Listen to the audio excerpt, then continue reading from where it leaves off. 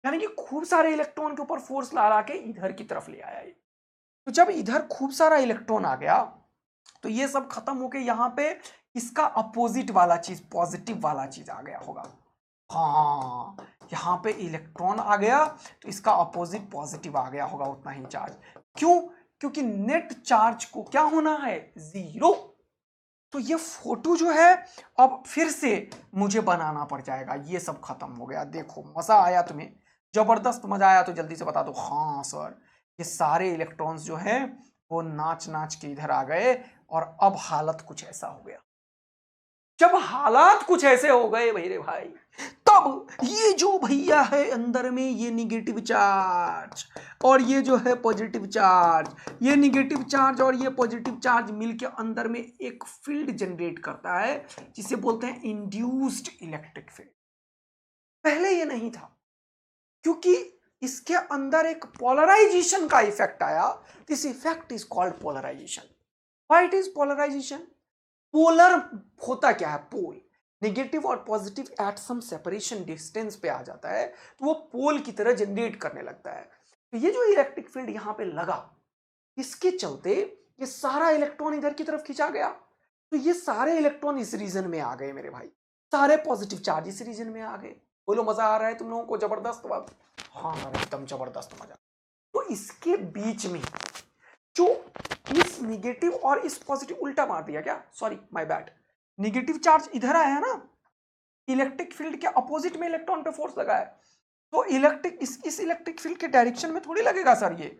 हाँ सर सही बात है, ये positive to negative electric field generate होगा ना सर।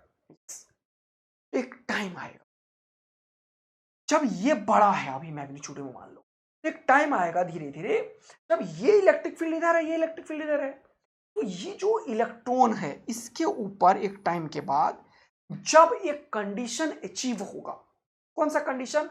Eight electrostatic condition. देखो ध्यान से, इलेक्ट्रोस्टैटिक कंडीशन, जब एक इलेक्ट्रोस्टैटिक कंडीशन अचीव होगा। What do you mean by electrostatic sir?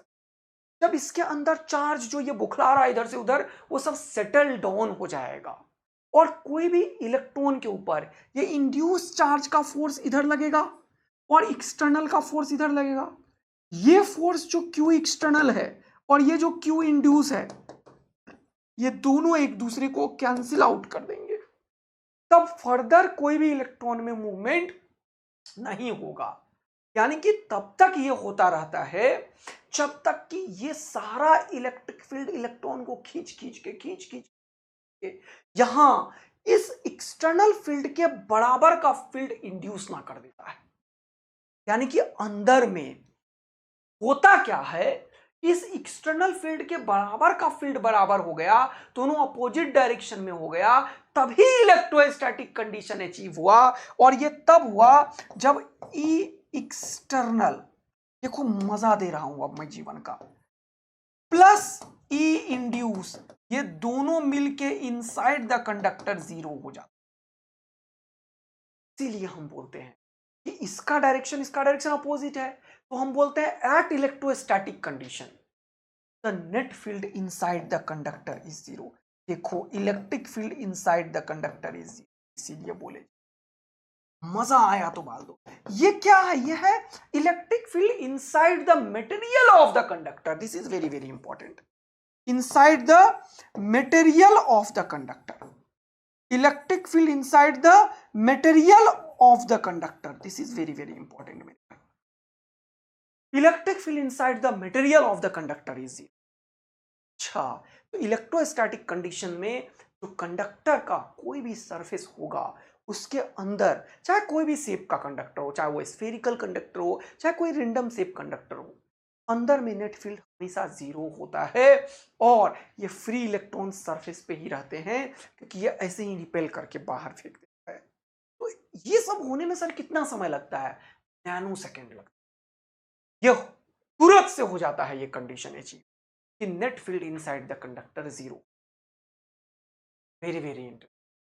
यहां से थोड़ा सा और समझने की कोशिश करते हैं और मजा आएगा। तो अगर सपोज करो कि मैंने अभी जो पेज ऐड किया है, तो अब यार फिर से लिखना पड़ेगा क्या मुझे? सर आपको लिखना पड़ेगा, बिल्कुल लिखना पड़ेगा। क्या लिखना पड़ेगा? Electrostatic of conductor. चलो मैं बाद में लिख दूंगा, तुम समझ ही गए हो, है ना। इलेक्ट्रोस्टैटिक ऑफ कंडक्टर, ओके ठीक है। चलो अब ध्यान देना इधर, एक बहुत इंटरेस्टिंग। सपोज करो कि मेरे पास कोई रेंडम कंडक्टर है, या कोई सपोज करो वी हैव स्फेरिकल कंडक्टर, ऐसा कंडक्टर है मान लो। क्या इसके ऊपर भी यही होगा? यस, व्हाई नॉट, क्योंकि जो भी चार्ज है वो कहां पे है? सरफेस पे है, यहां पे है, सरफेस पे फ्री इलेक्ट्रॉन्स एग्जिस्ट। तो यहां पे भी अगर कोई भी चार्ज है या नहीं है, अंदर में नेट फील्ड कितना है? ई नेट 0 है। ई नेट कितना है? 0 है। भले अगर मैं चार्ज क्यू दिया तो चार्ज क्यू कहां पे रहेगा? सरफेस पे रहेगा। और इस चीज को मैं समझाने के लिए गॉस लॉ का भी यूज कर सकता हूं। कैसे सर? गॉस लॉ यूज कर लो, तुरंत मजा दे देगा तुम्हें। यहां पे इनसाइड एक गॉसियन सरफेस बना लो, ये लो, इस गॉसियन सरफेस। तो जो भी चार्ज है वो कहां पे है? सरफेस पे।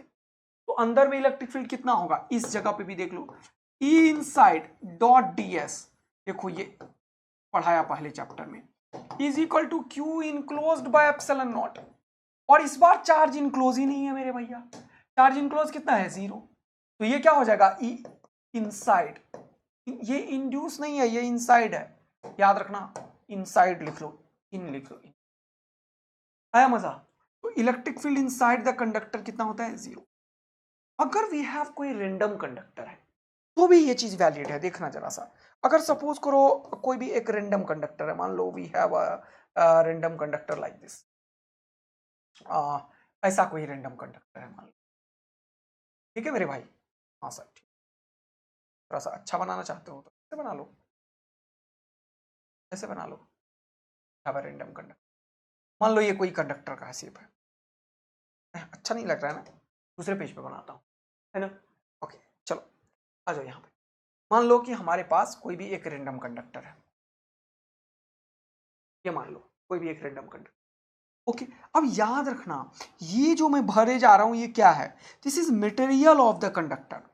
ये क्या है? मटेरियल। अब ये प्लेट हो सकता है, स्फेयर हो सकता है, कोई उल्टा सीधा कोई भी शेप हो सकता है, मुझे कोई मतलब नहीं है इस बात से।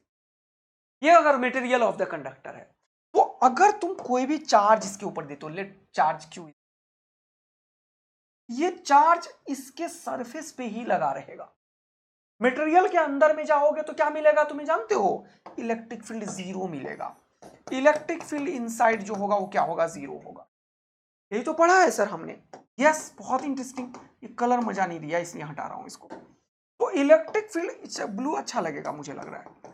ये इनसाइड द कंडक्टर क्या है? 0 है। जो भी चार्ज दिया वो कहां पे रहेगा?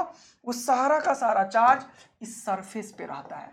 और ये चार्ज का जो डिस्ट्रीब्यूशन है, ये याद करो वो दिन जब तुम्हें सिखाया था। क्या सिखाया सर? याद करो, कौन बच्चा बताएगा? जल्दी से कमेंट करके बताना। तो ये मैंने तुम्हें प्रूफ करके बताया था, और यह इसी टाइप का एक फोटो बनाया था कि ये जो कंडक्टर के ऊपर कोई भी चार्ज देते हो, इसमें जो भी ये शार्प कॉर्नर होता है उसके ऊपर चार्ज बड़ा ही डेंसर होता है, और जैसे ही ये स्पेस बनने लगता है उस पर चार्ज थोड़ा डिस्टेंस पे होता है। कितनों को याद है ये वाला चीज? जल्दी से बताना। हाँ सर, कि मैंने बताया था sigma is inversely proportional to 1 by radius of curvature. जहां पे रेडियस ऑफ कर्वेचर एकदम शार्पर है, वहां पे इलेक्ट्रिक फील्ड बिल्कुल डेंसर होगा कर्व सरफेस। तो यहाँ पे अगर कोई भी ये अगर लोकल चार्ज डेंसिटी है सिग्मा, समझने की कोशिश करो, इलेक्ट्रोस्टैटिक ऑफ कंडक्टर, देखो बड़ा इंपॉर्टेंट कॉन्सेप्ट है ये।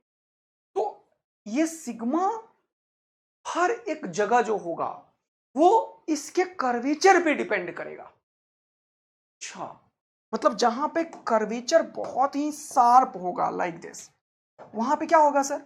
वहां पे इलेक्ट्रिक फील्ड बड़ा ही डेंसर होगा। इसको मैं थोड़ा सा स्टाइल मारने की कोशिश कर रहा हूँ। चलो स्टाइल मारते हैं, चलो चलो चलो सर स्टाइल मार। तो स्टाइल मारने के लिए थोड़ा और क्या करूँ मैं? तो थोड़ा और कम करूँ। ये देखो, ये देखो स्टाइल मारने, ये जो चार्ज है और मैं फोटो बना रहा हूँ बढ़िया सा, देखने में मजा आए बस। ये शेप जो बनाया है मैंने, इसके ऊपर जो सर इलेक्ट्रिक फील्ड है एवरीवेयर, वो यूनिफॉर्म नहीं होगा। यहाँ पे गैप ज्यादा है, तो यहाँ पे इलेक्ट्रिक फील्ड थोड़े थोड़े डिस्टेंस पे होंगे। देखो मजा आ रहा होगा तुम्हें अब।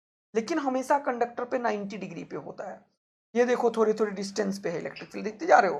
हाँ सर देखते जा रहे हैं, लेकिन जैसे ही थोड़ा सा आप कॉर्नर बनाने की कोशिश किया ये क्लोजर हो गया। देखो इलेक्ट्रिक फील्ड को मैं क्लोजर बना रहा हूँ, अब देखना मजा आएगा तुम्हें। देखो नजदीक, इसके कंपैरिजन में नजदीक बना दिया। देखो इसके कंपैरिजन में देखते जा रहे हो। हाँ सर सही बात है, आप नजदीक बना रहे हो अब, क्योंकि यहाँ पे एक इसका रेडियस जो है वो इससे कम है, ये फ्लैट सरफेस है, इनफाइनाइट रेडियस।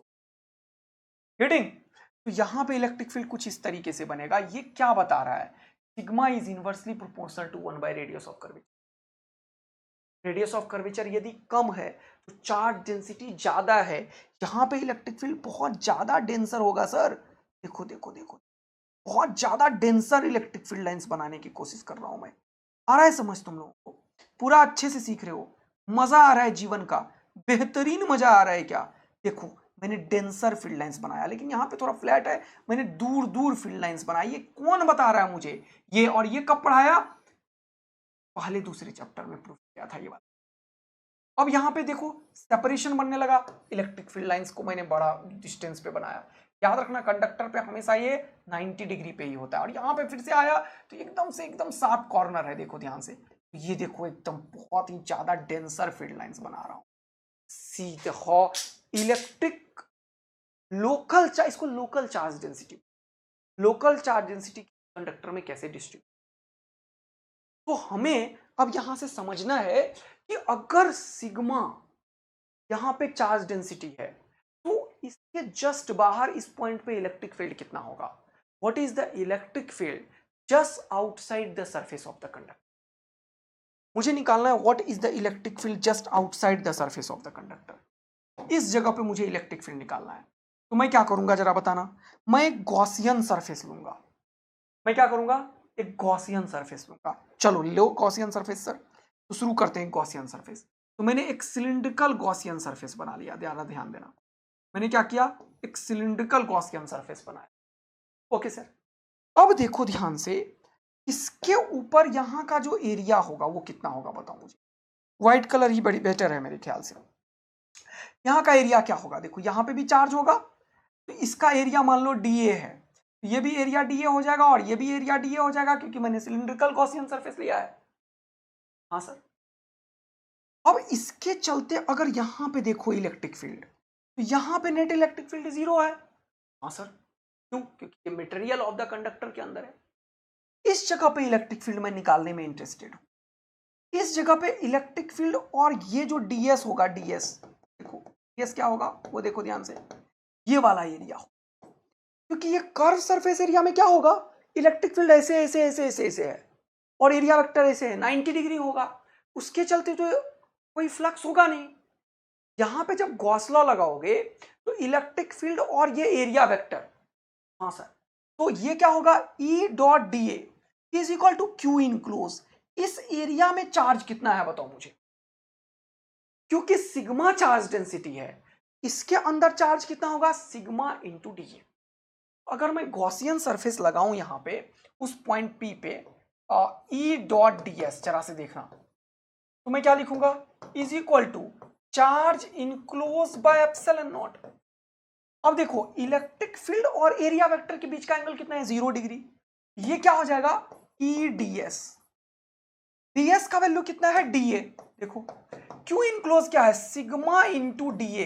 ये कैसे लिखा सर आपने? मैंने बताया हुआ है आपको। क्या बताया हुआ है सर? सिग्मा जो चार्ज डेंसिटी होता है वो होता है चार्ज बाय एरिया। अगर छोटा चार्ज है तो छोटा एरिया। हाँ सर बहुत ही बढ़िया। यहां से मैंने लिखा कि चार्ज जो होगा Q वो किसके बराबर होगा मेरे दोस्त? सिग्मा इंटू डीए के, और यहां पे एप्सिलॉन नॉट। सर मजा आ गया। देखो ये क्वेश्चन एनसीईआरटी में आता है और ये प्रूफ भी है, यानी कि कंडक्टर के सामने electric field sigma bye epsilon not होता है।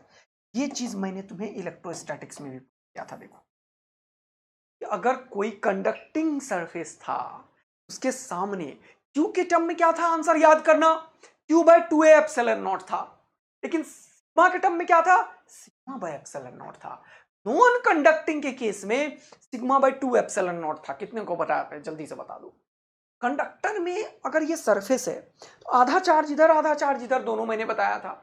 तो आज के बाद से जीवन के अंतिम क्षण तक याद रखना है, किसी भी कंडक्टर के सामने इलेक्ट्रिक फील्ड होता है कितना, उसका जो चार्ज डेंसिटी जो तुमने दिया है वो डिवाइडेड बाय एप्सिलॉन बराबर होता है। इसके चलते इस कंडक्टर के सरफेस पे प्रेशर भी जनरेट होता है। देखो अब वो वाली कहानी अपन जो है वो करेंगे नेक्स्ट क्लास में। धुआं धुआं बहुत तगड़ा कॉन्सेप्ट की तरफ अब ले जा रहा हूं मैं, तो इसमें कॉन्सेप्ट बहुत है, बहुत ही बढ़िया कॉन्सेप्ट है। फिर कल पढ़ेंगे कैविटी इनसाइड द कंडक्टर, और कंडक्टर के ऊपर एक दो प्रॉपर्टीज और सॉल्व करके समझेंगे, और उसके बाद इसके ऊपर सेल्फ एनर्जी का कॉन्सेप्ट के बाद स्टार्ट करेंगे कि यही कंडक्टर कन्वर्ट होगा कैसे कैपेसिटर में।